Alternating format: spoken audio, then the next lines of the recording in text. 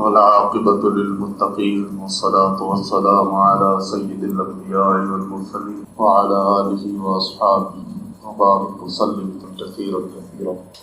أما بعد فأعوذ بالله من الشيطان الرجيم. بسم الله الرحمن الرحيم. يا أيها الذين آمنوا اتقوا الله حق تقاته ولا تموتن إلا وأنتم مسلمون.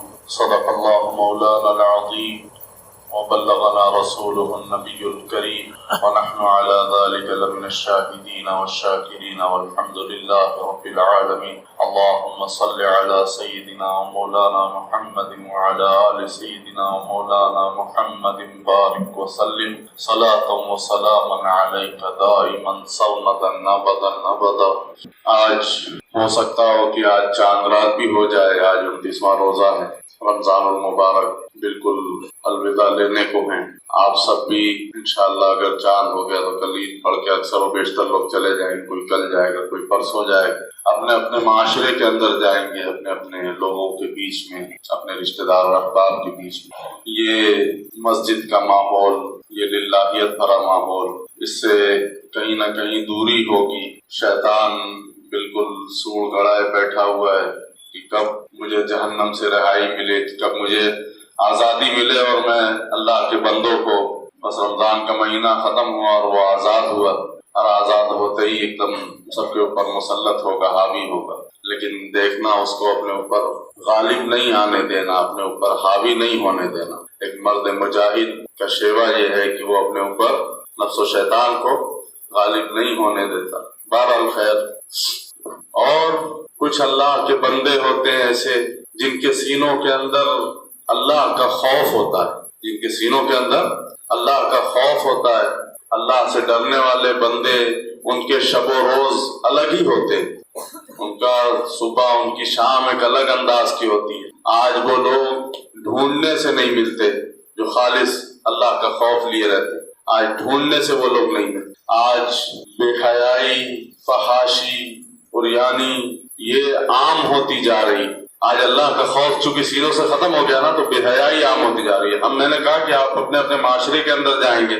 ہم اگر اچھے ہیں تو معاشرہ اچھا ہے, ہم خراب ہو گئے تو معاشرہ خراب ہو. اور معاشرہ جب ٹھیک ہوتا ہے جب قوم اپنے عقیدے پہ اور اپنے ایمان پہ مضبوط ہوتی ہے. جب لوگ اپنے ایمان پہ مضبوط ہو جاتے ہیں, لوگوں کا ایمان مضبوط ہوتا ہے, عقیدہ مضبوط ہوتا ہے, تو پھر معاشرہ جو ہے بہت تیز تشکیل پاتا ہے, بہت تیز عروج کرتا ہے اور اچھائی پیدا ہوتی ہے. لیکن میں نے کہا کہ وہ لوگ آج ڈھونڈے سے نہیں ملتے جو اللہ کا خوف رکھتے تھے, اللہ سے ڈرنے والے لوگ. آج تو ہمارے اور آپ کا مزاج یہ بنا ہے کہ ہماری عوامی پذیرائی کتنی ہو جائے, ہم لوگوں کے اندر کیسے مقبول ہو جائیں, ہم کتنا اپنے آپ کو دکھا لے جائیں کہ ہم کتنے اچھے ہیں اور ہم کیا ہیں اور ہم کیا ہیں. آج بندہ اس دور میں لگا ہوا ہے. یہ بہت بڑی حقیقت ہے. ہر شخص چاہتا ہے کہ کہیں نہ کہیں میرا کچھ نام ہو جائے, میری کچھ پہچان ہو جائے. بھائی کیا ضرورت تم کو تمہاری پہچان لوگوں کو بتانے کی؟ تمہارے اندر دیکھو, اگر آپ کے اندر خوشبو ہوگی, خوشبو کیا ہے, خوشبو اگر کہیں ہوتی ہے نا تو مہک جاتی ہے. خوشبو کہیں ہوتی ہے تو خوشبو مہک جاتی ہے. بتانا نہیں پڑتا کہ صاحب میں نے خوشبو لگائی, خوشبو مہک جاتی ہے. لیکن یہاں لوگ اپنے آپ کو بتاتے ہیں کہ میں تو فلاں چودھری, فلاں سیٹھ, میں تو بہت بڑا جو ہے ترم خاں ہوں, تو میری چپل ایسی, تو میرا کپڑا ایسا, تو میری گاڑی ایسی, تو میرا بنگلہ ایسا. اللہ معاف کر. لوگ ایک دوسرے کے اندر اپنے آپ کو بتانا چاہتے ہیں. کیا ضرورت؟ یہ ساری چیزیں انسان کو ذلیل کرتی ہیں.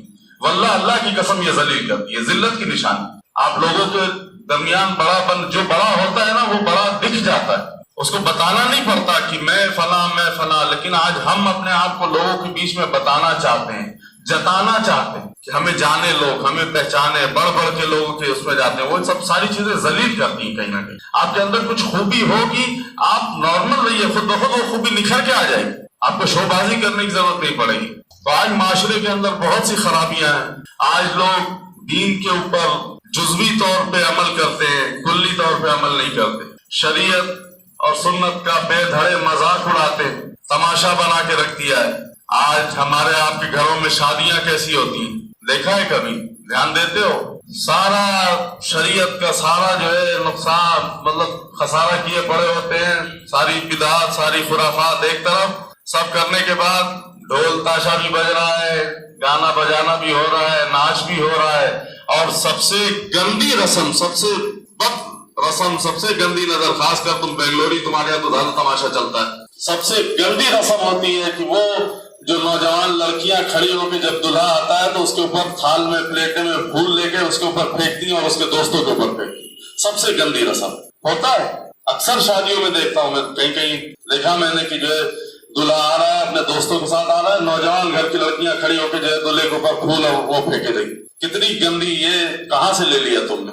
گندی رسومات ہیں یہ سب، ساری خرافات، سارا سب کچھ ایک طرف، جب نکاح کا وقت آتا ہے تو مولوی بیچارہ کنارے ایک طرف بیٹھا رہتا ہے چھپ چھپا کے، جب وقت آتا ہے مولوی صاحب کو بلا، مولوی صاحب آتے ہیں، نکاح پڑھا، ابھی دعا چند کلمات پڑھا کے ابھی ہاتھ بھی چہرے پہ یوں ابھی آمین کا پھیرتے نہیں ہے، پھر سے وہ ساری خرافات چالو۔ تو یہ قوم جو اپنے اللہ کے رسول کی منشا کے خلاف جا کے کام کرے گی تو پٹے گی نہیں تو کیا ہوگا؟ مار نہیں کھاؤ گے تو کیا ہوگا؟ مار ہی تو پڑے گی نا بھائی، سدھر تم تھے رہے نہیں ہو، ظاہر ہے کہ جب پٹو گے مار پڑے گی تو خود بخود اوقات پتہ چلے گی، پھر رجوع کرو۔ تو بہتر ہے، ابھی بھی وقت ہے کہ مار کھائیے، اس سے پہلے رجوع کر جائیے، توبہ کریے۔ لوگ جہالت اتنی زیادہ بڑھ چکی ہے معاشرے کے اندر۔ میں ایک جگہ گیا تھا، پورنیا کام بنگال میں، وہاں خانقاہ میں بیٹھے تھے اور دھم دھم گانا بج رہا تھا، 11 بج رہا تھا رات کا، دھم دھم گانا بج رہا۔ میں پوچھا لوگوں میں، کیا اگل بغل اڑوس پڑوس میں کافر لوگ ہیں کیا، کچھ غیر قوم ہے، اتنا گانا وانا بج رہا، شادی ہوتی ہے کیا ان کا؟ تو کہہ رہے ہیں کہ حضرت غیر نہیں، اپنے والے۔ انا للہ و انا الیہ، ایسا لگا کہ تھوڑی دیر میں پورے جسم کا خون نچوڑ گیا، میں ہل گیا۔ میں کہا یہ اپنے لوگ مسلمان تھے؟ ہاں۔ میں کہا ان کو کوئی روکنے والا نہیں، کوئی بولنے والا نہیں؟ ایسے ایسے واحد گانے بجا رہے تھے اور ایسا دھماکے دار بجا رہے تھے۔ میں کہا انا للہ و انا الیہ، یہ مسلمان لوگ ہیں؟ میں نے کہا یہاں کے علماء، یہاں کے مولوی اور یہ ان کو روکتے ٹوکتے نہیں؟ کہہ رہے ہیں کہ کیا روکیں گے بیچارے، ان کو بھی چندہ لینا، آئیں گے لینے تو چندہ بند ہو جائے گا ان کا، اور کوئی کچھ بولتا ہے اگر تو وہ یہ جھگڑا کرنے پہ اتار ہوئے اور کہتے ہیں کہ جب تک گانا باجا نہیں کرو تو معلوم کیسے ہوگا کہ شادی ہوئی ہے، گھر میں شادی ہے۔ انا للہ و انا الیہ۔ یہ لوگ یہ مار نہیں کھائے گی قوم تو کیا ہو؟ یہ سب تو معلوم ہوتا ہے کہ آج کلی طور پہ نہیں، آج جزوی طور پہ جو ہے شریعت پہ اور تمام چیزوں پہ جب من کی آتی ہے اپنی، تو جہاں لگتا ہے کہ بہت امپورٹنس ہے وہاں ضرور تھوڑا سا اس کو لے لیا جاتا ہے، پھر سب شریعت اور سنت دیکھ کر رکھو، میاں کرو جو مرضی ہے، سب ٹھیک۔ سارا سال ناٹک کرو، تماشا کرو، مکاری کرو، رمضان آ جائے تو جو ہے شریف بن کے اور بڑے متقی اور پرہیزگار بن کے جو ہے سر پہ ٹوپی لگا کے، عورتیں گھر میں جو سارے سال دوپٹہ نہیں اوڑھتی، سر پہ دوپٹہ اوڑھ کے رمضان میں حدیث لے کے بیٹھ جاتی ہیں، حدیث سنانے کے ساتھ ہم بہت پڑھے لکھے، سارا سال جو ہے غیبت، چگلی اور بے ایمانی اور پتہ نہیں کیا کچھ گندا کام کرتی ہیں، سال رمضان آتا ہے تو دوپٹہ اوڑھ کے بیٹھ جاتی ہیں، ہم تو بڑے پاکیزہ تھے صاحب۔ یہ معلوم ہوتا ہے یہ جزوی انداز میں ہم دین پہ عمل کر رہے ہیں، ہم کلی طور پہ دین پہ عمل نہیں کر رہے۔ اس سے بچیں، یہ ساری چیزیں گندی ہیں، یہ خراب ہیں، یہ اللہ کے رسول کی نظر میں بھی آپ کو گرا دیتے۔ میں نے آیت پڑھی آپ کے سامنے، یا ایھا الذین آمنوا اتقوا اللہ حق تقاتہ، اے لوگو، اے ایمان والو، اللہ سے ڈر جاؤ، تقوی حاصل کرو، اللہ کا خوف پیدا کرو، اللہ سے ڈر جاؤ جیسا کہ اس سے ڈرنے کا حق ہے، حق تقاتہ۔ اللہ فرما رہا ہے اے ایمان والو اللہ سے ڈر جاؤ کہ جیسا اس سے ڈرنے کا حق ہے۔ وَلَا تَمُوتُنَّ إِلَّا وَأَنْتُمْ مُسْلِمُونَ، اور تم یہ دیکھنا ہمارا حال کیا ہے، جب تم، اللہ یہ نہیں کہہ رہا ہے کہ جب تم مسجد میں رہو تو مسلمان رہو اور باہر نکلو تو معاذ اللہ کافر ہو جاؤ، صبح اٹھو تو مسلمان اٹھو، شام کو کافر ہو جاؤ۔ اللہ فرما رہے ہیں کہ جب تک تم زندہ رہنا، وَلَا تَمُوتُنَّ إِلَّا وَأَنْتُمْ مُسْلِمُونَ، جب تک تم رہنا تب تک تم مسلمان بن کے رہنا۔ میرے نبی کا اگر تم نے کلمہ پڑھا ہے، مسلمان ہوئے ہو، تو دیکھو مسلمان بن کے رہنا، مرتے دم تک مسلمان ہی بن کے رہنا۔ ہم کیا کرتے ہیں؟ یہودیوں کی، نصارہ کی، پتہ نہیں کس کی ساری سنتیں ہم اپنا رہے ہیں، ان کا رواج، ان کی رسمات، ان کا سارا سب کچھ ہم نے لے لیا ہے، ہماری اکثر و بیشتر خوبیاں وہ لے کے بیٹھے ہیں، اپنا انہوں نے ہمیں دے دیا۔ غور کریے خدا کی قسم، اپنے معاشرے کے اندر دیکھیے نظر آتا ہے کہ نہیں۔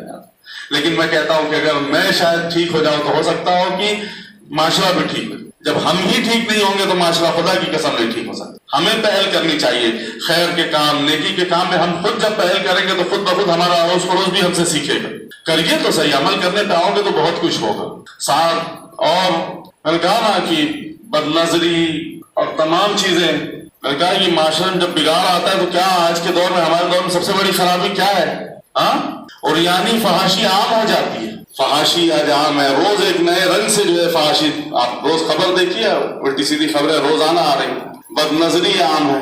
نوجوان اکثر بیٹھے ہو، اپنی نگاہوں کی حفاظت کرو، اپنی نگاہوں کی حفاظت کرو. کہ جب اللہ کا خوف سینوں سے نکلتا ہے نا تو پھر ساری خرابیاں اور ساری گندگیاں آتی ہیں. سعد بن ابی وقاص رضی اللہ تعالیٰ عنہ مدائن کو فتح کیا. مدائن کو فتح کرنے کے بعد کم بیش 10,000 کا لشکر ساتھ میں تھا. سعد بن وقاص رضی اللہ تعالیٰ عنہ اپنے لشکر کو لے کے جا رہے تھے تو مدائن کے ایک شہر میں پہنچے تو وہاں لوگوں نے بہت بڑی بڑی عمارات بنائی ہوئی تھی، بلڈنگیں. اس زمانے میں اتنی بڑی بلڈنگیں کہیں ہوتی نہیں تھی، ایک آدھ گھر ہوتا تھا، اس کے اوپر ایک آدھ بس کھلی چھت ہوتی تھی ایسا. لیکن ان کے کافی بڑے بڑے محلات اور کافی بڑے بڑے بلڈنگیں انہوں نے گھر بنائے ہوئے تھے. سعد بن ابی وقاص رضی اللہ تعالیٰ عنہ فتح کیے مدائن کو. فتح کر کے جانے لگے تو ایک علاقے میں جب پہنچے تو وہاں عیسائی لوگ تھے. انہوں نے کہا کہ ان سے تو جنگ لڑ کے ہم جیت تو سکتے نہیں ہیں، اب کرنا کیا ہے؟ چلو کم سے کم ان کے اوپر ایک حربہ استعمال کرتے ہیں، جو ہے چال چلتے ہیں. اگر کچھ ایک سپاہی بھی ان کے ہماری طرف آ گئے، ہم ہماری جال میں پھنس گئے تو ہم کامیاب ہو جائیں گے. اور یہ تو بڑے شارپ لوگ ہیں اور ان سے جنگ نہیں لڑی جا سکتی. صحابہ تھے، سرکار کی صحبت یا تو خیر. چلے کہ جانے لگے. عیسائیوں نے اپنی چھتوں پہ، اپنے گھر کی چھتوں پہ اپنی عورتوں کو کھڑا کر دیا، عورتوں کو بطور تیر استعمال کیا. کیا ان کے پاس دوسرا کوئی اوزار نہیں تھا، عورتوں کو تیر کی شکل میں چھتوں پہ کھڑا کر دیا تاکہ جو ہے، اور عجیب سے لباس، گندے لباس پہنا کے، ہاتھوں میں پھول کی پلیٹ لے کے، پھولوں کی پلیٹ لے کے ہاتھ میں کھڑی ہو گئی کہ جب وہ یہاں سے گزریں گے تم پھول پھینکنا تو وہ تمہاری طرف دیکھیں گے تو ہائے ہیلو اور جو کچھ ہوگا ہوگا. کیا مطلب؟ سعد بن ابی وقاص رضی اللہ تعالیٰ عنہ جاتے ہیں، امیر لشکر تھے. آپ کی نگاہ اوپر اٹھتی ہے تو دیکھتے کہ ہر چھت کے اوپر عورتیں عجیب سی گندے برہنہ لباس کے اندر کھڑی ہوئی ہیں اور پھول لے کے کھڑی ہوئی. سعد بن ابی وقاص رضی اللہ تعالیٰ عنہ گھوڑے پہ کھڑے ہو جاتے ہیں. گھوڑے پہ کھڑے ہو کے فرماتے، قرآن کی آیت پڑھنا شروع کرتے ہیں. قل للمؤمنین یغضوا من ابصارہم، تمہارے محبوب نے فرمایا کہ اپنی نگاہوں کو جھکا دو. ایک صحابی فرماتے ہیں کہ سعد بن ابی وقاص اس وقت ایسے روب کے اندر وہ آیت پڑھ رہے تھے، معلوم ہوتا ہے قرآن ابھی ایسے اتر رہا ہے، قرآن اتر رہا ہے. اور سارے کے سارے کہتے ہیں وہ 10,000 کا جو لشکر تھا وہ سب کی نگاہیں یوں نیچے ہو گئی. سب کی نگاہیں، کسی نے نگاہ اٹھا کے دیکھا ہی نہیں. ان کی عورتیں پھول پھینکتی رہی حتیٰ کہ کسی نے نگاہ اٹھا کے لشکر پورا نکل کے چلا گیا. وہ عورتیں جب لشکر چلا گیا تو سارا سب کچھ پھول پلیٹ مالا پھینکتی ہیں. اچھا دیکھو یہ پھول لے کر پھینکنا پلیٹوں کے اندر کہاں سے چلا تھا؟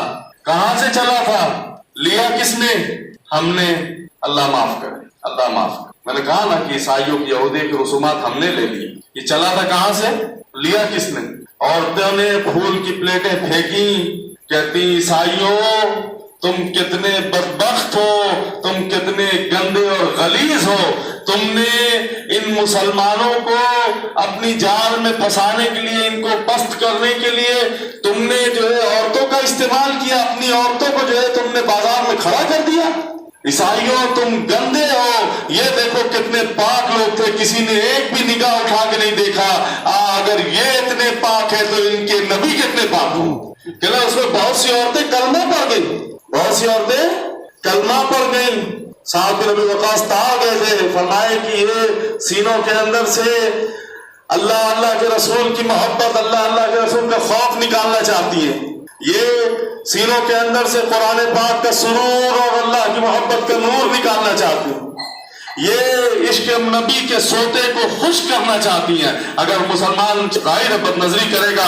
ایک صحابی آئے سرکار دو عالم صلی اللہ علیہ وسلم پاس کھڑے ہو کے پوچھتے ہیں، یا رسول اللہ میں بہت اچھے سے وضو بھی بناتا ہوں، بہت اچھے سے سارا سب کچھ کرتا ہوں، بڑے اہتمام اور خشوع اور خضوع کے ساتھ کھڑا ہوتا ہوں نماز پڑھنے، لیکن یا رسول اللہ دل نہیں لگتا، نماز میں مزہ نہیں آتا، نماز کی حضوری نہیں ملتی، کیفیت نہیں آتی. اللہ کے محبوب صلی اللہ علیہ وسلم فرماتے ہیں، تو اپنی نظر کی حفاظت کر، تو اپنی نظر کی حفاظت کر. میں محمد عربی وعدہ دیتا ہوں، میرا وعدہ ہے کہ اللہ دیکھ تجھے نماز میں سرور اور مستی کیفیت عطا کرتا ہے کہ نہیں کرتا. تو نظر کی حفاظت تو کر. لیکن افسوس، ایک طرف دعا بھی مانگی جاتی کہ اللہ نمازوں کی حضوری عطا فرما دے، دوسری طرف نگاہیں ادھر ادھر بھٹک رہی. کیا حاصل ہو؟ کیا کر رہے ہو؟ سچ بول رہے ہو اللہ سے، جھوٹی دعا مانگ رہے ہو سچی دعا مانگ رہے ہو؟ جب اپنے اس عمل پہ تمہیں قابو ہی نہیں ہے تم دعا کیوں مانگ رہے ہو؟ جن کی نگاہیں پاک نہیں ہوتی ایمان کا سرور حاصل نہیں، نگاہیں پاک نہیں ہوتی وہ کسی محاذ پر کھڑا نہیں ہو سکتا، جن کی نگاہیں پاک نہیں ہوتی وہ کسی کے لیے اچھا نہیں سوچ سکتا، اچھا نہیں کر سکتا۔ محمد بن قاسم رحمۃ اللہ علیہ آئے ہندوستان کے اندر جہاد کرنے، یہاں کا بادشاہ اس وقت نام ذہن سے میں نکل رہا، اچھا نام اس کا ہے محمد بن قاسم رحمۃ اللہ علیہ آئے نا تو راجہ دہر تھا، راجہ دہر ہندوستان کا بادشاہ تھا۔ محمد بن قاسم رحمۃ اللہ علیہ آئے، آنے کے بعد اچھا وہ آئے جب ہند کے اندر داخل ہوئے تو فرماتے ہیں کہ راجہ دہر سے میں کیسے وہ پریشان تھے، ان کے جتنے اچھا آپ کی عمر بھی بتائی جاتی کہ 17 18 19 سال عمر تھی، 18 19 سال کا جوان نوجوان مجاہد اللہ اللہ کے رسول کا عاشق دیوانہ، فرماتے ہیں کہ اپنے لشکر کے ساتھ آئے، ہند میں داخل ہوئے تو پریشان تھے، چہرے پہ تھوڑا پریشانی تھی۔ اب سب نوجوان تو اچھا نوجوان اکثر لشکروں کے اندر زیادہ مجاہد ہوا کرتے تھے، تو پوچھا، ایک بوڑھے میاں بھی تھے لشکر کے اندر، انہوں نے دیکھا تو کہتے کیا بات ہے، کیوں پریشان؟ کہتے ہیں کہ میں یہاں آ تو گیا ہوں لیکن یہاں کے میں گلی کوچوں سے واقف نہیں ہوں، اور یہاں کی زبان سے بھی میں عربی ہوں، یہ اجمی ہے، اور راجہ دہر پتہ نہیں کیسا کیا معاملہ ہوگا کیا نہیں ہوگا، میں تھوڑا پریشان ہوں یہ سب کو لے۔ وہ بزرگ کہتے ہیں کہ ایک دو تین روز گزرا تو میری نظر پھر محمد بن قاسم پہ پڑی تو میں نے دیکھا تو محمد بن قاسم کا چہرہ کھلا ہوا تھا۔ میں نے کہا کیا بات ہے نوجوان، آج 2-3 دن پہلے بڑے پریشان نظر آ رہے تھے، ابھی جو ہے بڑا خوش نظر آ رہے ہو؟ تو کہتے ہیں کہ ہاں میں نے پتا کیا ہے راجہ دہر کے بارے میں مجھے پتا چلا ہے کہ وہ نگاہوں کا گندا ہے، وہ نگاہ کا غلیظ ہے، وہ ہوس کا پجاری ہے، وہ اس کی نگاہوں سے اس کی اپنی خالہ زاد اپنی پھوپھی زاد بہنیں نہیں بچی ہوئی ہیں، اس کے اڑوس پڑوس اس کے محلے ٹولے کی اس کے علاقے کی عورتیں اس کی نگاہ بدنظریوں سے اس کی نگاہوں سے کوئی نہیں بچا ہوا ہے، وہ نگاہ کا گندا ہے۔ اور چچا جو نگاہ کا گندا ہوتا ہے وہ محاذ میں کھڑا نہیں ہو سکتا، مجھے یقین ہے وہ راجہ دہر میرے سامنے زیادہ دیر کا تھوڑی دیر بھی ٹک نہیں پائے گا۔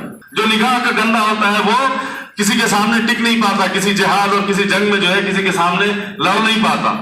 کہتا میں نے پتا کر لیا ہے وہ تو نگاہ کا گندا ہے، وہ جنگ نہیں لڑ پائے گا، اس کو صاف کرنا تو میرے لیے بہت آسان ہو گیا، اس کو صاف کرنا میرے لیے بہت آسان ہو گیا۔ اور فرماتے ہیں کہ میں گنبد خضرا والے مکی کی جو ہے ان کو شاید کچھ فتح ہوتے کا کچھ ملا تھا، فرماتے ہیں کہ مجھے تو اب یقین اور ایمان ہے کہ بس اب کام کرنا ہے۔ اب کہتے میں پریشان تھا لیکن اور کچھ مجھے نہیں پتا چلا، گلی کوچے اور یہاں کے علاقے کے بارے میں نہیں، بس اتنا مجھے پتا چل گیا، تسلی ہو گئی کہ وہ نگاہ کا ناپاک، اس کی نگاہیں ناپاک ہے، وہ گندا ہے، وہ گندا، جو گندے ہوتے ہیں وہ کسی محاذ پہ کھڑے نہیں ہو پاتے۔ کہیں تو اپنی نگاہوں کی حفاظت کرو، نگاہوں کی حفاظت کرنا، اور جو آج چوراہوں پہ نکڑوں پہ ادھر ادھر اسکولوں اور کالجوں کے باہر جا کے کھڑے ہونا، یہ یزیدیت کی پہچان، کس کی؟ یزیدی سوچ کی پہچان ہے، یزیدی فکر مکتب کی پہچان ہے۔ اگر حسینی فکر والے ہو، حسینی مکتب والے ہو تو پھر مسلوں کو اپنا جو ہے وہ بناؤ، مسلوں سے دوستی کر۔ تو خیر، تو فرمایا کہ نگاہوں کی حفاظت۔ ایک صحابی گزرے عبداللہ بن حذافہ رضی اللہ تعالیٰ، صحابی ہیں، فرماتے ہیں کہ روم کی طرف گئے، وہاں پہ ان کو جو ہے 1000 سپاہیوں نے جو ہے گھیر لیا تھا۔ 1000 سپاہیوں، حضرت عمر بن خطاب رضی اللہ تعالیٰ کے زمانے میں یہ تھے، حضرت عمر بن خطاب رضی اللہ عنہ کا زمانہ ہے، روم کی طرف گئے تو ان کو جو ہے 1000 رومی فوجیوں نے جو ہے گھیر لیا، لیکن قابو نہیں آتے تھے۔ بڑی مشکل سے، بڑی جتن کے بعد انہوں نے ان کو قید کیا، بڑی جتن کے بعد، بڑی منت اور بڑی حجت کے بعد ان کو قید کیا۔ قید کرنے کے بعد جب بادشاہ کے پاس لے گئے تو بادشاہ کا وزیر نے کہا کہ حضور یہ بہت بہترین بندہ ہے، مطلب اگر یہ کسی صورت سے اگر ہمارے اس میں آ جائے، اپنے پاس آ جائے، اپنی جماعت میں آ جائے تو یہ بہت بڑا جرنیل بن کے نکلے گا، یہ بہت بڑا جو ہے مطلب سپہ سالار اور بہت بڑا وہ بنے گا، امیر بن جائے گا جماعت کا، ہماری فوج کا۔ یہ بہت لاجواب چیز ہے یہ کہ کیا ہوا، کیوں، کیا حضور ہم 1000 تھے، یہ قابو نہیں آ رہا تھا، 1000 پہ بھاری پڑ رہا تھا یہ اس میں کا ہے. بادشاہ نے کہا اچھا 2-3 چیزیں ہوتی ہیں انسان کو خریدنے کے لیے، میں خرید لیتا ہوں. اس نے کہا عبداللہ تمہیں کتنی دولت چاہیے؟ میں بادشاہ ہوں اور میرے پاس اتنی دولت ہے کہ مجھے خود نہیں پتا. تمہاری جتنی سوچ ہو، سوچ کا جو لیول ہے تم اتنا بتاؤ تمہیں دولت کتنی چاہیے. عبداللہ میں اتنی دولت تمہیں عطا کروں گا، تم میری فوج میں آ جاؤ، اسلام کو معاذ اللہ چھوڑ دو، میرے پاس آ جاؤ. تو ہنستے ہیں، کہتے ہیں کہ برخوردار اگر دولت ہی کمانا ہوتا تو میں مدینے کی گلیوں میں بیٹھ کے تجارت نہیں کر رہا ہوتا، میں دنیا بھر میں پھر کے تجارت نہیں کر رہا ہوتا، کاروبار نہیں کر رہا ہوتا، دولت ہی کمانی ہوتی. مجھے تو اللہ کے رسول کو راضی کرنا ہے، مجھے تو شہادت چاہیے. تو شہادت کا جذبہ لے کے نکلا. میں نے دعا مانگتا ہوں اللہ مجھے شہادت کا مرتبہ عطا فرما. دولت چاہیے ہوتی تو کاروبار کرتا، تجھ سے کیوں بھیک مانگتا؟ دولت تو دے گا، دولت اللہ دینے والا، اللہ کے رسول دیں گے، تو کون دے؟ لے بھائی. اس نے کہا اچھا کوئی بات نہیں. چلے کہ عبداللہ میں بادشاہ ہوں، میری پوسٹ سب سے بڑی ہے، میں ہی بادشاہ ہوں. میرے بعد تو جو پوسٹ چاہے، جو عہدہ چاہے، جو پوسٹ چاہے عبداللہ مانگ، وہ پوسٹ عطا کروں گا. انہوں نے کہا کہ اگر چلے کہ برخوردار تو کیا پوسٹ دے گا؟ دنیا میں سب سے بڑی فضیلت رسول اللہ کا غلام ہونا ہے، سب سے بڑی پوسٹ صحابی رسول ہونا ہے. مجھے تو وہ دولت نصیب ہوئی، تو پوسٹ کیا دے گا؟ تو پوسٹ کیا دے گا؟ میں تو رسول اللہ کا نوکر ہوں، ان کا غلام ہوں. اس سے بڑی پوسٹ کیا ہوگی کائنات کے اندر؟ تو کیا پوسٹ دے گا؟ خیر بادشاہ نے، وزیر نے کہا کہ بادشاہ سلامت اس کو قتل ہی کر دیجیے، اس کو مار ہی دیجیے، نہیں ماننے والا. بادشاہ نے کہا رکو 1 خربہ اور ہے، استعمال کرتے ہیں. بادشاہ نے کہا میری بیٹی نوجوان ہے، خوبصورت ہے. میں اس کو، بادشاہ نے اپنی بیٹی کو تیار کرایا، دلہن کی طرح سجایا اور رات کو لے کے جا کر عبداللہ بن حذافہ رضی اللہ تعالیٰ عنہ کے کمرے میں بیٹی کو پڑھا لکھا کے کہ دیکھ ایسے ایسے کرنا ہے، اس کو قابو کرنا ہے. اس کو لے جا کے عبداللہ بن حذافہ کے کمرے میں چھوڑ دیا.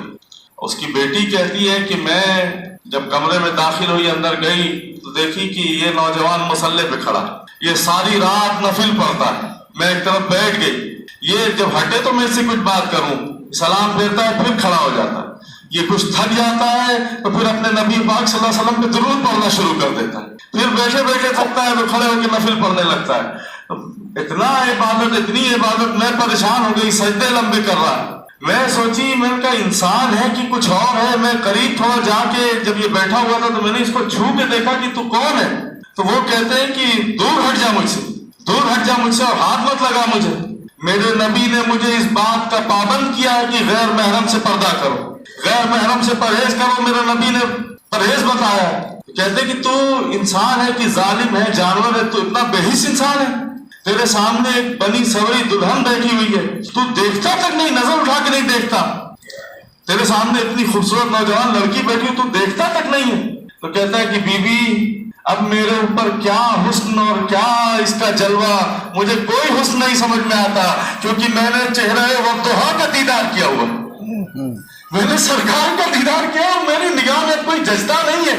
کسی نے کہا تھا نا کہ اب میری نگاہوں میں جچتا ہی نہیں کوئی، جیسے میرے سرکار ہے ویسا ہے ہی کوئی نہیں. فرمایا کہ میں نے چہرہ وضحیٰ کا دیدار کیا، تو کیا مجھے اپنا حسن دکھائے گی؟ مجھے اور منع فرمایا ہے دور رہنے کو. وہ پریشان ہو جاتی ہے، چیخ مارتی ہے کہ تو کیسا ہے؟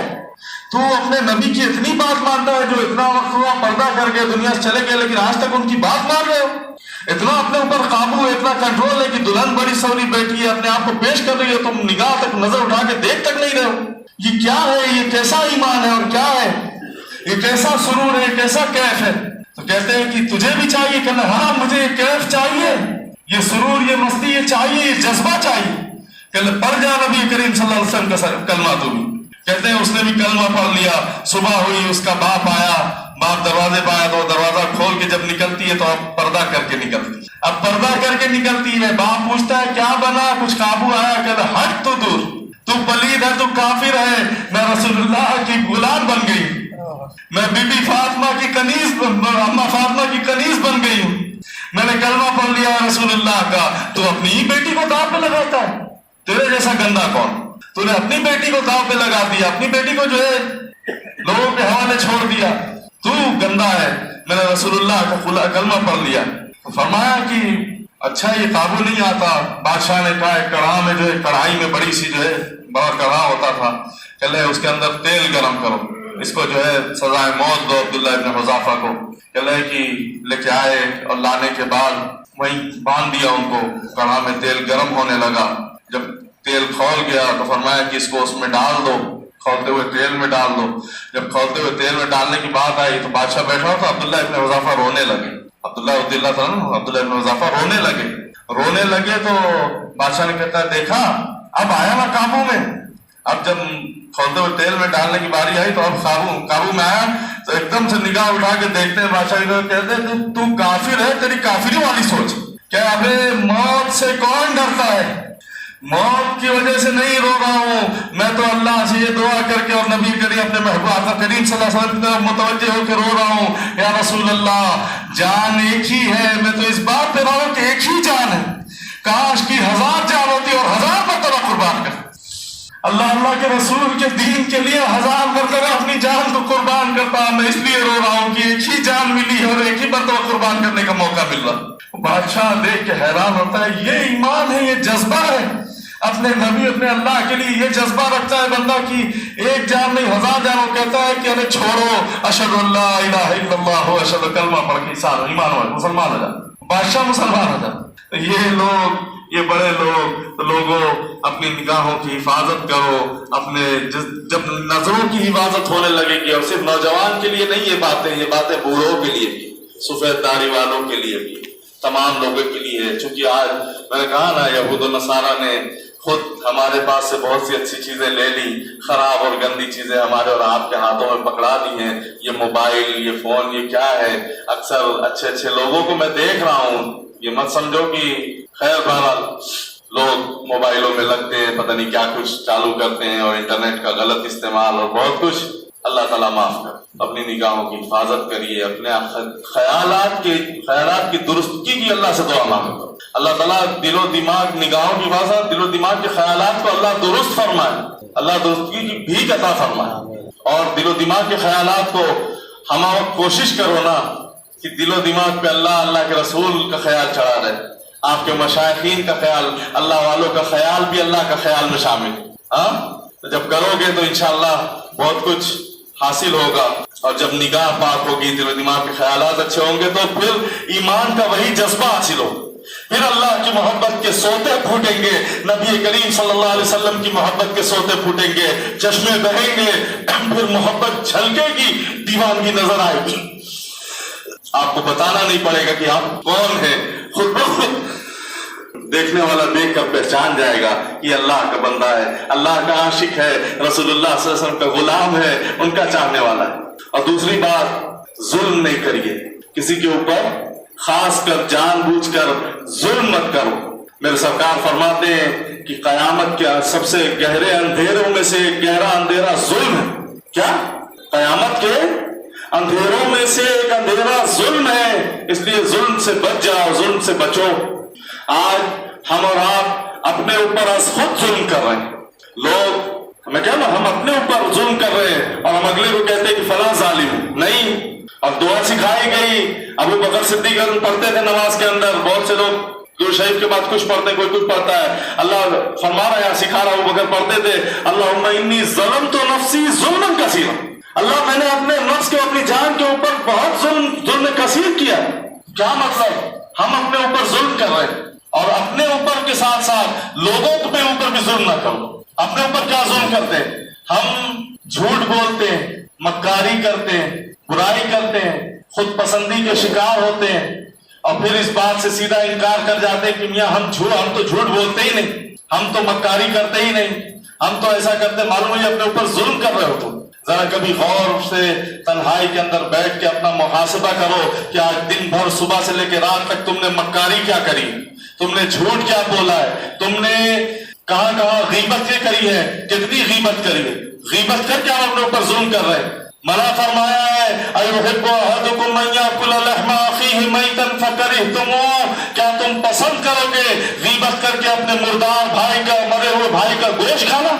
مردوں کے اندر ہوتی تو ہوتی ہے یہ عادت، عورتوں کے اندر بہت زیادہ ہوتی ہے. اپنی عورتوں کو سمجھانا. 26ویں پارے میں اللہ فرما رہا ہے کہ یا ایھا الذین آمنوا اجتنبوا کثیرا من الظن ان بعض الظن اثم ولا تجسسوا ولا یغتب بعضکم بعضا. اے لوگوں گمان نہیں کرنا، پچھلی بار اس پہ بھی میں نے بیان کیا تھا، کچھ موضوع تھا. اے لوگوں گمان نہیں کرنا، بعض گمان گناہ ہوتے ہیں. ولا تجسسوا، اور جاسوسی مت کرنا، اور جاسوسی مت کرنا. آج ہم ہی اپنی اولادوں سے جاسوسی کرواتے ہیں، آج ہم اپنی اولادوں سے جاسوسی کرواتے ہیں. وہ اولاد کی کیا تربیت ہوگی، وہ اولاد کیا سدھرے گی، بلکہ وہ بگڑ جائے گی تمہاری جب تم اپنی اولاد سے ہی جاسوسی کرانے کھڑے ہو کر. ولا تجسسوا ولا یغتب بعضکم بعضا ایحب احدکم، کیا پسند کرو گے اس بات کو اپنے غیبت کر کے اپنے مرے ہوئے بھائی کا، مردار بھائی کا گوشت کھانا؟ قرآن کہہ رہا، اللہ فرما ایاکل لحم اخیہ میتا فکرہتموہ، کراہت آتی ہے اس کا اندر. یہ ظلم ہے بہت بڑا کہ ہم غیبتیں کر کر کے، میں دیکھتا ہوں اکثر مردوں کو بھی عورتوں کو بھی فون لے لے کر لگے ہوئے ہیں، لگی ہوئی ہیں، ادھر رشتہ داری میں ادھر رشتہ داری میں، فلاں سے جن کی بات کر رہے ہیں ان سے ان کی غیبت شروع ہو جا رہی ہے. جن کی بات ہو رہی ان کی پتہ ہے فلاں ایسا کرتا، فلاں ایسا کرتا، فلاں کئی دوستوں ادھر ادھر گئے، ان سے مل کے آئے، چار دوست بیٹھے، ایک دوست اٹھ کے گیا تو 3 اب بچے تو جانے والے کی غیبت شروع ہو جاتی. میں نے سنا ہے فلاں ایسا کرتا، کیا ملتا ہے یہ کرنے سے؟ دوستوں کسی شادی ہوتی میں سے ہو کے آئے تو وہاں سے آنے کے بعد وہ غیبت شروع، فلاں کو دیکھا فلاں ایسا، کیا ملتا ہے؟ اللہ معاف کرے، بچو نا یہ سب چیز سے. بس اتنا سوچ لو کہ کیا اپنے مردار بھائی کا گوشت کھانا پسند کرو گے جو سڑا ہوا ہے؟ اپنے اوپر ظلم مت کریے، لوگوں کے اوپر بھی ظلم مت کریے، لوگوں کے اوپر ظلم کرنے سے بچیے. اللہ کے حبیب صلی اللہ علیہ وسلم، تو حضور نے پوچھا صحابہ سے کہ مفلس کون ہوتا ہے؟ لوگوں نے کہا کہ جس کے پاس مال و دولت نہیں ہوتی. فرمایا نہیں. جس کے پاس نیکیاں نہیں ہوتی؟ نہیں. تو فرمایا یا رسول اللہ آپ ہی بتائیے کہ مفلس کون ہے، غریب کون ہے؟ فرماتے ہیں جو قیامت کے دن آخرت میں بھر بھر کے نیکیاں لے کے آئے گا. کیا؟ جو بھر بھر کے نیکیاں لے کر آئے گا. فرمایا یا رسول اللہ جو بھر بھر کے نیکیاں لائے گا وہ غریب کیسے ہوا؟ فرمایا ہاں اچھا سوال کیے ہو. حضور فرماتے ہیں وہ نیکیاں تو بھر بھر کے لائے گا لیکن ان کو تکلیف دیا ہوگا، اپنے جملوں سے فلاں کو تکلیف دیا ہوگا، فلاں کی غیبت اور فلاں کے ساتھ سیاست کر کے اس کو تکلیف دیا ہوگا، فلاں کے اوپر جھوٹ باندھا ہوگا اور خود سچا بن کے نکل گیا ہوگا، فلاں کے اوپر فلاں بات کری ہوگی. کل اللہ جب حساب کتاب لے گا، جس کے اوپر اس نے ظلم کیا ہوگا، اللہ اس کی ساری نیکیاں اٹھا کے اس کے ہاتھ تمام کو اللہ بانٹ دے گا. یہ غریب ہو جائے گا، اس کے پاس کچھ نیکی باقی نہیں رہے گی، ساری نیکیاں وہ لوگ لے کے چلے جائیں. یہ مفلس، اس کو مفلس کہتے ہیں. نیکیاں ہونے کے باوجود کل ساری اس کی نیکیاں اٹھا کے جن کے اوپر ظلم کیا ہوگا، بڑے نماز پڑھتے تھے، بڑے روزے رکھتے تھے، بڑے سجدے کرتے تھے، بڑی تلاوتیں پڑھتے تھے اور بڑا جو ہے تہجد پڑھا کرتے تھے، وہ سارا اس دن سب بانٹ دیا جائے گا. تم جن کے اوپر ظلم کیے ہو گے، تمہارے ہاتھ تمہارے پلے کچھ نہیں پڑے. یہ رسول اللہ فرما رہے ہیں، میری بات نہیں ہے، یاد رکھنا. تو ظلم کرنا تو سوچ کر کرنا، سمجھ کر کرنا. اللہ کے محبوب صلی اللہ علیہ وسلم وقت جا رہا ہے، سرکار تو عالم صلی اللہ علیہ وسلم صاحب طبقات فرماتے ہیں، بڑا عجیب بات لکھتے ہیں. فرماتے ہیں کہ سرکار تو عالم صلی اللہ علیہ وسلم کا دنیا سے رخصتی کا وقت تھا، ظاہری حیات پردہ کا وقت تھا. سرکار تو عالم میں کچھ روز بچا تھا. حضور اتنی طبیعت علیل ہو گئی تھی، طبیعت مبارک کی. 2 صحابہ سہارا دے کے سرکار دو عالم صلی اللہ علیہ وسلم کو مسجد میں لے کر آتے ہیں، مسجد میں لاتے ہیں اور لا کر لوگوں نے حضور سب کو جمع کیا. صحابہ کے دیوانے، حضور کے دیوانے، ان کے صحابہ، مسجد نبی کھچاکھچ بھر گئی. اللہ کے محبوب صلی اللہ علیہ وسلم، لوگوں نے پوچھا محبوبہ کیا بات ہے، سرکار کیا بات ہے؟ کہیں جہاد پہ جانا ہے، کوئی بات ہے، کوئی نیا پیغام؟ حضور فرماتے کوئی نیا پیغام نہیں میرے صحابیوں، کوئی نئی بات نہیں، کوئی ایسا جہاد کی بات نہیں. اللہ نے اپنے بندے کو اختیار دیا ہے کہ چاہے تو دنیا میں رہ جائے، چاہے تو میرے پاس آ جائے. بندے نے اپنے رب کی لقاء کو پسند کر لیا ہے. صحابہ سب نہیں سمجھتے، لیکن جو فقیہ تھے، جو بڑے فہم والے تھے، ابو بکر صدیق رضی اللہ تعالیٰ عنہ رونے لگے. تو انہوں نے پوچھا کیوں روتے ہو؟ فرماتے تم سمجھے نہیں، سرکار اپنی بات کر رہے. جس بندے کو اللہ نے اختیار دیا ہے کہ چاہو تو یہاں رہ لو، چاہو تو میرے پاس آ جاؤ، حضور اپنی بات کر رہے ہیں. حضور فرماتے ہیں لوگوں کسی کے اوپر آخری بات ہے، آخری وقت کی تعلیم دے رہے صحابہ کو. کیا فرما رہے ہیں؟ اے لوگوں کسی کے اوپر ظلم نہیں کرنا. اور حضور یہ امت کو سکھا رہے ہیں، یہ ہمیں اور آپ کو سکھا رہے ہیں، سیکھو، اللہ کے واسطے سیکھو. کیا فرماتے ہیں سرکار فرماتے ہیں اگر میری ذات سے تم میں سے کسی کو تکلیف دی ہے، تکلیف ہوئی ہے، تو میں اس سے معافی چاہتا ہوں، اور تم بدلہ لینا چاہتے ہو تو میں حاضر ہوں، جیسی میں نے تکلیف دی ہے ویسا بدلہ لے لو۔ صحابہ رونے لگے، اٹھنے میں پیچھے سے ایک ہاتھ اٹھتا ہے، ہاں یا رسول اللہ، آپ نے فلاں موقع پہ صف لگواتے وقت آپ نے میری پشت پہ پیٹھ پہ درہ مارا تھا، یا رسول اللہ مجھے بدلہ چاہیے۔ صحابہ کے ہوش خراب ہو گئے۔ اللہ کے محبوب فرماتے ہیں، بلال بی بی اما فاطمہ کا گھر لگ کے تھا، جہاں فاطمہ کے گھر جہاں درہ پڑا ہے درہ لے کر آؤ، جہاں گھر درہ لے کر آؤ۔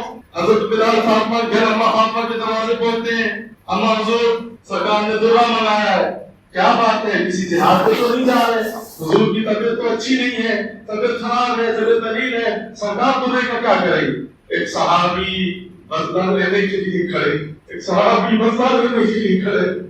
صاحب طبقات فرماتے ہیں اما فاطمہ نے حسن اور حسین رضی اللہ تعالیٰ کو باہر نکالا اور درہ پکڑا۔ بلال آکاشا سے کہنا، ان دونوں کی پشت 100 درے ڈالے، میں نے پیدا ہی اپنے بچوں کو اپنے نبی کے اپنے میں حضرت قربان کرنے کے لیے پیدا کیا ہے، لیکن جاؤ اس سے کہنا کہ ان کو ہمارے سرکار کو ہاتھ نہ لگائے، سرکار کو ہاتھ نہ لگائے۔ اب حضرت بلال لے کر آتے ہیں مسجد میں، حضور دونوں شہزادوں کو دیکھتے ہیں، حضور مسکراتے، حضور سمجھ گئے، حضور فرماتے ہیں میں جانتا ہوں میری بیٹی نے کیا کہہ کر بچوں کو بھیجا ہے، بلال یہ میرا معاملہ ہے، بچوں کو بٹھا دو، میرا معاملہ ہے، بچوں کو بٹھا دو۔ آکاشا کے ہاتھ میں درہ دیا جائے، درہ دے دیا گیا۔ آکاشا بن محسن رضی اللہ تعالیٰ عنہ جیسے ہی قدم آگے بڑھاتے ہیں، حضرت ابو بکر صدیق رضی اللہ تعالیٰ عنہ پیر پکڑ لیتے ہیں، آکاشا کیا کرتا ہے، آکاشا کیا کرتا ہے، میری طرف آ، سرکار کی طرف مت جا۔ سرکار فرماتے ہیں ابو بکر ہٹ جاؤ، میرا اس کا معاملہ ہے، یہ تعلیم دے رہے مجھے اور تمہیں تعلیم دے رہے۔ مولا علی کی پیر پکڑ لیتے ہیں، آکاشا میری طرف آ، ادھر مت جا۔ حضور فرماتے ہیں علی ہٹ جاؤ، میرا آکاشا کا معاملہ۔ آکاشا قریب آئے، فرماتے ہیں یا رسول اللہ ذرا کرتا مبارک کو، ابا مبارک کو پیچھے سے اٹھایا جائے، جس وقت میری پشت پہ درہ پڑا تھا میری بھی پیٹھ کھلی ہوئی تھی، یا رسول اللہ آپ کی پیٹھ آپ کھول دیں۔ فرماتے ہیں حضرت کریم صلی اللہ علیہ وسلم نے لوگوں سے ان کی پیٹھ ہٹا دی، کرتا ہٹا کے پشت مبارک کھل گئی۔ جیسے ہی آکاشا بن محسن نے درہ اٹھایا، صحابہ کی چیخیں نکل گئی۔ درہ اٹھانے اور درہ اٹھانے کے بعد درہ پیچھے پھینکتے ہیں، سرکار عالم کی جس مبارک سے چپک جاتے ہیں، ان کی پشت مبارک کو چومنے لگتے ہیں، فرماتے ہیں یا رسول اللہ آپ نے کہاں مارا تھا میرے آقا، میں تو بہانہ کر رہا تھا، سرکار اسے سب لگاتے ہوئے غلطی سے لگے۔ صلی اللہ فرماتے سرکار تو غلطی سے لگ گیا تھا، آپ نے مارا کہاں تھا، یا رسول اللہ میں تو بہانے کر رہا تھا، میں تو بس یہ چاہ رہا تھا کہ شاید اب رخصت کا وقت قریب ہے، آقا آپ کی جسم مبارک سے میں وہ شخص ہوں جو آپ کی جسم کے قریب لگا ہوا وہ سبھی۔ سرکار نے آکاشا بن محسن کا ہاتھ پکڑا اور فرماتے ہیں لوگوں دنیا میں جیتا جاگتا اگر جنتی دیکھنا ہے تو میرے آکاشا کو دیکھنا، دنیا میں اگر جیتا جاگتا جنتی دیکھنا ہے تو میرے آکاشا کو دیکھنا۔ یہ لوگ تھے، یہ صحابہ تو ایسی تربیت کی تھی سرکار صلی اللہ علیہ وسلم نے، اور حضور ہماری تربیت فرما رہے ہیں کہ کسی کے اوپر ظلم نہیں کرو، اور ظلم کرو تو پھر اس سے معافی مانگ لو، اگر ظلم ہو بھی جاتا ہے تو معافی مانگ لو اور اپنے آپ کو جو ہے بچا لو۔ ایک بادشاہ تھا ایران کا، اس کا بیٹے کو ایک بڑے اللہ والے کے پاس پڑھنے کے لیے بھیجتا ہے، بیٹے کو اس نے پڑھایا، استاد نے بڑے درویش کے اللہ والے نے پڑھایا لکھا قرآن حدیث اور تمام کتاب ہر علم سے جو ہے اس کو مالا مال کیا، اور پھر اس کے بعد جب اس کی پڑھائی مکمل ہو گئی تو وہ بزرگ فرماتے ہیں کہ بیٹا کل ایک سبق باقی رہ گیا، کل آ جانا۔ کل جب بیٹا واپس آتا ہے بادشاہ کا، کمرے میں بند کرتے ہیں اور بے تحاشا بہت مارتے، کوئی وجہ نہیں، بہت مارتے، مارنے بعد کہتے ہیں جا بھاگ یہاں سے۔ وہ آتا ہے آ کے کہتا ہے کہ ابو بات سمجھ نہیں آئی، استاد نے آج بہت مارا، آج تک کبھی نہیں مارا لیکن آج بہت مار دی، اور آج کوئی غلطی کوئی بات نہیں، آج تک غلطی تو خیر نہیں ہوئی لیکن آج کوئی غلطی نہیں تھی، پھر بھی بہت مار دی۔ والد کہتے لیکن بادشاہ تھا، بڑا وہ بھی علم والا اور سمجھدار تھا، وہ کہتا ہے کہ بیٹا استاد ہے تیرے اتنا کچھ خزینہ دیا ہے، کچھ تو ہو کی بات جب تو مارا ہے، میں ان کو ان سے پوچھ نہیں سکتا، میں ان سے سوال نہیں کروں گا۔ تو اپنی ماں کے پاس جا کے ہوتا ہے کہ ایسے ایسے ابو سے کہیے کہ بادشاہ کو پکڑے اور استاد کو پکڑے، کیوں مارا اتنا؟ تو وہ کہتی مجھے تیرے باپ سے ڈر لگتی ہے، میں اپنے باپ تیرے باپ سے سوال کرنے نہیں جاتا۔ خیر وقت گزر گیا، 20 سال 22 سال گزر گیا، جیسے ہی یہ تخت پہ بیٹھا، کون؟ ان کا شاگرد جو مار کھایا تھا، تخت پہ بیٹھا بادشاہ بنتا ہے، پہلا حکم جاری کرتا ہے میرے استاد کو پکڑ کے لاؤ۔ استاد کو پکڑ کے لایا گیا، استاد ضعیف ہو چکے تھے، بوڑھے ہو گئے تھے کافی، حتیٰ کہ آپ کو پل کے یوں ایسے جھک گئی تھی، اٹھا کے دیکھنا پڑتا، لیکن آیا گیا اور فرماتے ہیں کہ استاد آج تک میں جو ہے میں بے بس تھا، میں لاچار تھا، میں کچھ نہیں کر پایا، لیکن آج تو میرا اختیار ہے، اس وقت میں بے اختیار تھا، آج میں با اختیار ہوں۔ آج میں پوچھتا ہوں کہ اس دن کیوں مارا؟ میرے باپ نے بھی نہیں کوئی بولا مانے میں، لیکن آج میں پوچھتا ہوں استاد آج تک میری روح کو بھی تکلیف ہے اور میرے جسم کو بھی آج تک کوئی درد محسوس ہو جو مارا تھا آپ نے۔ کہتے ہیں بیٹا آج تک یاد ہے تم بادشاہ بن گئے ہو؟ بیٹا میں اللہ سے دعا کرتا تھا اسی دن کے لیے مارا، اس لیے اسی دن کے لیے مارا تھا۔ دیکھو آج 20-22 سال ہو گیا، تمہیں آج تک وہ درد نہیں جاتا، آج تک تمہیں بھولتا نہیں ہے۔ مجھے معلوم تھا کہ ایک دن تم بادشاہ بنو گے اور تخت پہ بیٹھو گے، میں نے اس لیے مارا تھا کہ تمہیں یاد رہے کہ کسی کے اوپر ظلم کرو گے تو وہ ظلم اس کو یاد رہے گا، اور میں نے تو تمہیں تھوڑا بہت مارا تھا تو آج 22 سال کے بعد تک تمہیں یاد ہے۔ تم دیکھو یاد رکھنا کسی کے اوپر اتنا ہی ظلم کرنا جتنا تم برداشت کر سکو، کل مظلوم کو غریب کو اللہ اپنے یہاں کھڑا کرے گا اور ان کو اللہ اجر دے گا۔ جو اس دن للہ الواحد القہار، اللہ کی اکیلی بادشاہت اس کی حکومت ہوگی، اس دن اللہ پوچھے گا اس نے ظلم کیا تھا، اس نے کیا کیا تھا؟ تو اس دن کی سزا سے بچنے کے لیے میں نے تمہیں آج یہ سزا دی تھی، اور اس دن تم اتنا ہی ظلم بادشاہ بن کے اتنا ہی ظلم کرنا جتنا تم وہاں برداشت کر سکو۔ تم جس غریب اور مظلوم کے اوپر ظلم کرو گے کل اس کو اللہ اختیار دے گا اور تم جو ہے اس وقت مجرم اور کمزور بن کے کھڑے ہو گے وہاں پہ۔ تو بیٹا یہ سبق دینے کے لیے تمہیں میں نے مارا تھا، اور میں دعا کرتا تھا کہ اللہ وہ دن مجھے دکھائے اور میں تیرے سامنے جا کے کھڑا ہوں اور تجھ سے بتاؤں کہ مارا کیوں تھا 22 سال پہلے۔ مارا اسی لیے تھا تجھے یاد رہے کہ کسی کے اوپر ظلم نہیں کرنا، کسی کے اوپر ظلم نہیں کرنا۔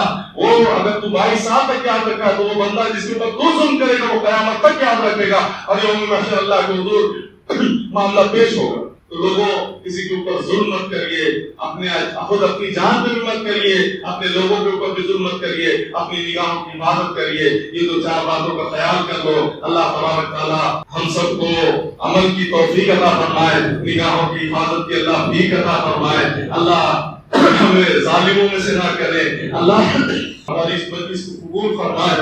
اللہ اس رمضان مبارک کو ہمارے لیے روزوں کو اللہ قبول فرمائے۔ اللہ اس روزے کو ہمارے لیے آخری روزہ نہیں بنائے۔ اللہ ہر سال پورے سال نفلی روزوں کی بھیک اللہ عطا فرمائے۔ اللہ ہم سب کو قیام اللیل، تہجد اور تمام کی اللہ ساری رات توفیق عطا فرمائے۔ ساری زندگی کی ہر راتوں میں اللہ ذکر و فکر اپنے بارگاہ میں اپنے حضور میں کھڑے ہونے کی توفیق عطا فرمائے۔ اللہ ہر مہینہ ایام البید اور تمام نوافل روزوں کی اللہ توفیق عطا فرمائے۔ اللہ تمام روزوں کو قبول فرمائے، جتنی عبادات ہوئی اللہ ساری قبول فرمائے۔ اللہ اعتکاف کو قبول فرمائے، بس اللہ ہم سب سے راضی ہو جائے۔ اللہ تعالیٰ ایک تمام کہا اور سنا کہ اللہ سننے اور کہنے سے زیادہ اللہ عمل کی توفیق عطا فرمائے۔ اللہ تمام نیک حاجتوں کو، مرادوں کو، تمناؤں کو پورا فرمائے۔ وآخر دعوانا الحمدللہ رب العالمین، صلی اللہ تعالی علی سیدنا محمد وعلی آلہ وصحبہ۔